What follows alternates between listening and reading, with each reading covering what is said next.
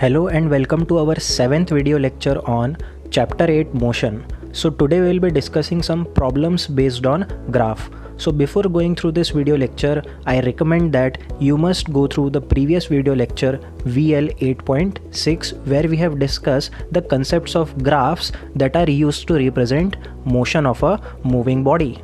So let us begin with the first problem. A driver of a car traveling at 52 km per hour applies the brakes and accelerates uniformly in the opposite direction. The car stops in 5 seconds. Another driver going at 34 km per hour in another car applies brakes slowly and stops in 10 seconds. On the same graph paper, plot the speed versus time graphs for the two cars. Which of the two cars traveled farther after the brakes were applied? अब अगर आप इस question में देखेंगे तो हमारे पास first car है जो 52 किलोमीटर पर आवर से ट्रैवल कर रही है और इस कार ने ब्रेक्स अप्लाई किए हैं in the opposite direction of motion. Obviously brakes motion के अपोजिट ही अप्लाई किए जाते हैं ताकि कार की स्पीड कम होती जाए. तो यहाँ पर जो एक्सेलरेशन हो रहा है इस प्रॉब्लम में वो नेगेटिव एक्सेलरेशन होगा बिकॉज आप ब्रेक्स अप्लाई करेंगे तो कार की वेलोसिटी टाइम के साथ डिक्रीज होती जाएगी. Correct. So here the car applies the brake and car stops in 5 second. We have another car जो कि 34 किलोमीटर पर आवर से ट्रैवल कर रही है और इस कार ने भी ब्रेक्स अप्लाई किए और ये स्टॉप हो जाती है 10 सेकेंड में. हमें इन दोनों कार के रिटार्डेशन को स्पीड टाइम ग्राफ पर प्लॉट करना है. ओके, सो हमें यहाँ पर ग्राफ प्लॉट करना है, a speed time graph to represent the retardation of the two cars. और हमें यहाँ पर ये भी पूछा है कि which of the two cars have travelled farther after the brakes were applied. तो हमें ये पूछा जा रहा है कि जब ब्रेक्स अप्लाई किए गए तो ब्रेक्स अप्लाई करने के बाद फर्स्ट कार 5 सेकेंड के बाद रुकी और सेकेंड कार 10 सेकेंड के बाद रुकी. तो इस टाइम ड्यूरेशन के दौरान दोनों कार ने कितना डिस्टेंस कवर किया ये भी हमें कैलकुलेट करना है. So first of all let us plot the graph. So आप देख सकते हो हम ग्राफ कुछ इस तरह से प्लॉट कर सकते हैं. एक्स एक्सिस पे हमने टाइम लिया है और वाई एक्सिस पर हमने स्पीड लिया है. ओके, अब आप देख रहे हो हमारे पास टाइम का रेंज है. एक कार 5 सेकंड के बाद रुक रहा है, एक 10 सेकंड के बाद रुक रहा है. तो मैक्सिमम वैल्यू 10 सेकंड की है तो हमने 0 से स्टार्ट किया and we went on up to 10 और you can say up to 12 seconds. Correct. So maximum time जहाँ तक है वहाँ तक तो हमें नंबर्स यहाँ पर प्लॉट करने पड़ेंगे.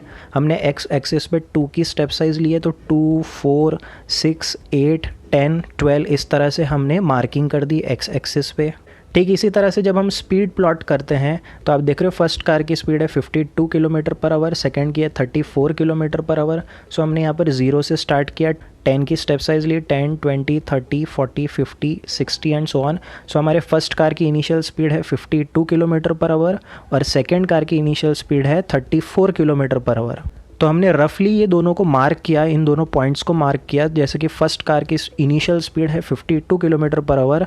सो यहाँ पर आप देख सकते हो 5 सेकेंड के बाद ये कार की स्पीड घटकर कितनी हो गई, 0 हो गई. Correct. So after 5 second the speed of the first car reduce to 0. In the same way second car की इनिशियल स्पीड है 34 किलोमीटर पर आवर और एज़ पर द क्वेश्चन ये 10 सेकेंड के बाद इसकी स्पीड 0 हो रही है. तो आप देख सकते हो 10 सेकेंड के बाद ये कार की स्पीड घटकर कितनी हो गई, 0 हो गई. करेक्ट. सो इस तरह से आप एक रफ ग्राफ प्लॉट कर सकते हो. प्लीज़ रिमेंबर स्टूडेंट्स, ये ग्राफ प्लॉट करने के लिए आपको ग्राफ पेपर की ज़रूरत नहीं है. आप नॉर्मल नोटबुक में, रूल्ड नोटबुक में इन ग्राफ को रफली ड्रॉ कर सकते हो. जैसे हमने हमारे प्रीवियस वीडियो लेक्चर में ग्राफ्स ड्रॉ किए थे इसी तरह से बिना ग्राफ पेपर के आपको रफ ग्राफ्स प्लॉट करने हैं. एग्जाम में भी जब ऐसे क्वेश्चंस बनते हैं तो आपको ग्राफ पेपर यूज़ करने की ज़रूरत नहीं है. आपको बस रफ ग्राफ बनाना है. एक्स एक्सिस पर जो है नंबर्स मार्क करने हैं, वाई एक्सिस पे नंबर्स मार्क करने हैं. जैसा आप देख सकते हो हमने वाई एक्सिस पर 10 की स्टेप साइज़ ली.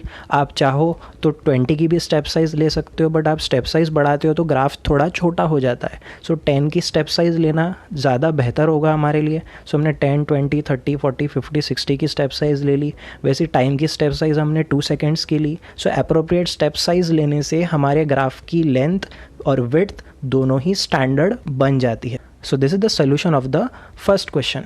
अब सेकेंड पार्ट में हमें पूछा जा रहा है कि which of the two cars have travelled farther after applying the brakes. तो यहाँ पर सेकेंड पार्ट के क्वेश्चन में हमें डिस्टेंस पूछा जा रहा है। सो let us calculate the distance. अब आपको पता है कि हमने हमारे प्रीवियस वीडियो लेक्चर में बात की थी कि अगर आपके पास वेलोसिटी टाइम ग्राफ है या स्पीड टाइम ग्राफ है तो उस ग्राफ का एरिया कैलकुलेट करने से ही आपको क्या मिल जाता है, डिस्टेंस या डिस्प्लेसमेंट मिल जाता है। तो हमने ऑलरेडी यहाँ पर स्पीड टाइम ग्राफ बना दिया है, तो इन दोनों ग्राफ्स के लिए अगर हम इनका area under the graph calculate करेंगे तो हमें इन दोनों कार्स का रिस्पेक्टिव डिस्टेंस मिल जाएगा। इस कंसेप्ट को समझने के लिए आप हमारे प्रीवियस वीडियो लेक्चर को फिर से रीविज़िट कर सकते हैं। बट इन जनरल अगर आपके पास स्पीड टाइम ग्राफ गिवन है तो आप उस ग्राफ का एरिया कैलकुलेट करिए और वही एरिया ग्राफ का जो रहेगा वही हमारे कार का डिस्टेंस रहेगा। सो हम यहाँ पर सबसे पहले फर्स्ट कार ए के लिए अगर आप देखोगे हमने उसका एरिया शेड किया है यहाँ पर। सो इस कार ए की जो इनिशियल स्पीड है वो है हमारी 52 किलोमीटर पर आवर। इसको पहले हमने SI यूनिट में कर दिया by multiplying with 5/18। So SI unit में हमारे कार की इनिशियल वेलोसिटी हो गई 52 × 5/18। अब हमें पता करना है कि 5 सेकंड के बाद ये कार जाकर रुकी थी, तो 5 सेकंड में इसने कितनी दूरी तय की। तो हम इस शेडेड पोर्शन का एरिया कैलकुलेट करेंगे और वो एरिया ही हमारा क्या होगा, डिस्टेंस ट्रैवल्ड रहेगा। करेक्ट। सो एरिया यहाँ पर होगा half into base into height.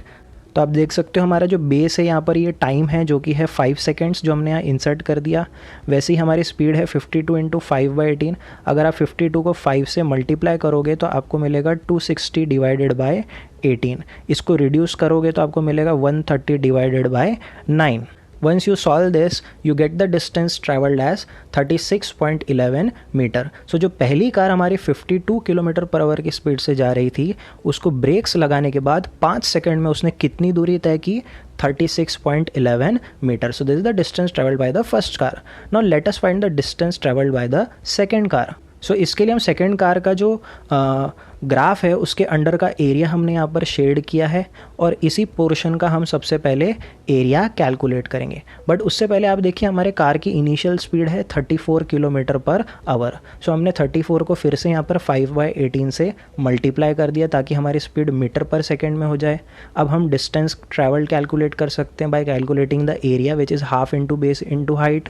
तो आप देख सकते हो हमारे सेकेंड कार का जो टाइम टेकन है वो हमारा जो बेस है वो है 10 सेकेंड। तो हमने यहाँ बेस में 10 सेकेंड इंसर्ट कर दिया और हमारी स्पीड है 34 × 5/18।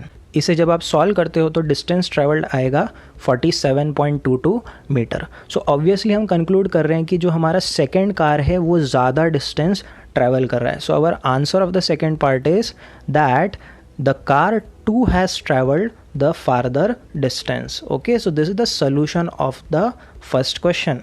Let us go for the next question. The speed time graph for a car is shown in figures. तो आप देख सकते हो हमारे इस ग्राफ में हमें स्पीड टाइम ग्राफ दे रखा है। करेक्ट।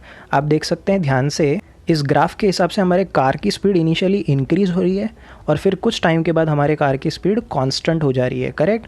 सो हमें यहाँ पर क्या पूछा जा रहा है, find how far does the car travel in first 4 second. So पहले 4 सेकेंड में इस ग्राफ में पहले 4 सेकेंड में कार ने कितनी दूरी तय की है ये हमें पता करना है।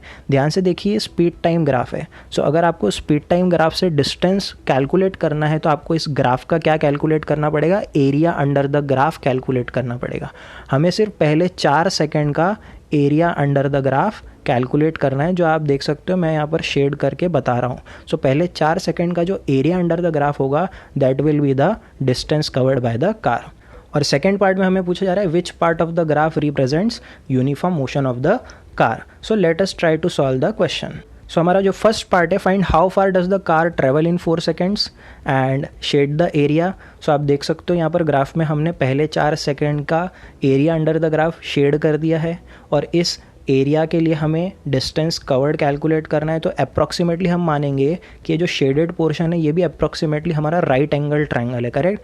ऑल्दो यहाँ पर हमारा हाइपोटेनियस स्ट्रेट लाइन नहीं है, कर्व्ड लाइन है, बट फिर भी अप्रॉक्सीमेटली हम इसे मानेंगे कि ये एक ट्रायंगल है and we calculate the area which is nothing but the distance covered which is half base into height.